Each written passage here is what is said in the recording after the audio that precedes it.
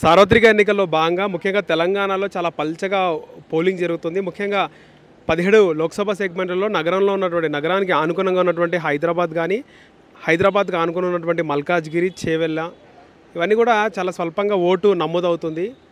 ఇంకా కారణాలు చూస్తే రకరకాల కారణాలు కూడా ఉన్నాయి. చాలామంది సెటిలర్లు ఆంధ్రప్రదేశ్‌కి వెళ్ళిపోవడం, ముఖ్యంగా హైదరాబాద్ ఆనుకొని నగరంలో ఉన్నటువంటి ఓటర్లందరూ కూడా వాళ్ళు ఊర్లలోకి వెళ్ళిపోవడం.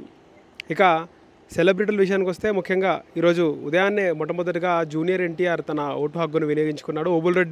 జూబ్లీహిల్స్ ఓబుల్రెడ్డి స్కూల్లో ఆయన ఓటు హక్కు వినియోగించుకోవడం జరిగింది. ఇక జూనియర్ ఎన్టీఆర్ తర్వాత అల్లు అర్జున్ టెలిఫోన్ ఎక్స్చేంజ్లో తన ఓటు హక్కును వినియోగించుకున్నారు. ఇక మెగాస్టార్ చిరంజీవి ఆయన జూబ్లీహిల్స్ క్లబ్లో, మనం ప్రస్తుతం జూబ్లీహిల్స్ క్లబ్లో ఉన్నాం. జూబ్లీహిల్స్ క్లబ్లో ఆయన ఓటు హక్కు వినియోగించుకోవడం జరిగింది.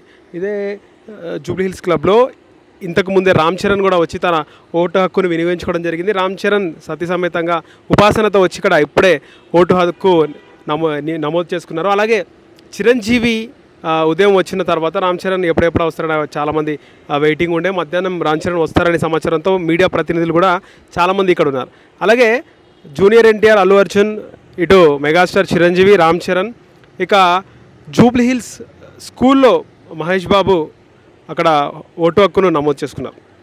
ఇక ముఖ్యంగా తెలంగాణలో చూసుకుంటే చాలా స్వల్పంగా ఉంది. సెటిలర్లు అందరూ ఆంధ్రప్రదేశ్కి వెళ్ళిపోవడము. ఇక తెలంగాణలో సెలబ్రిటీలు కనబడుతున్నారు మనకి. సెలబ్రిటీలు మాత్రం తెలంగాణలో ఓటు వేయడం జరిగింది.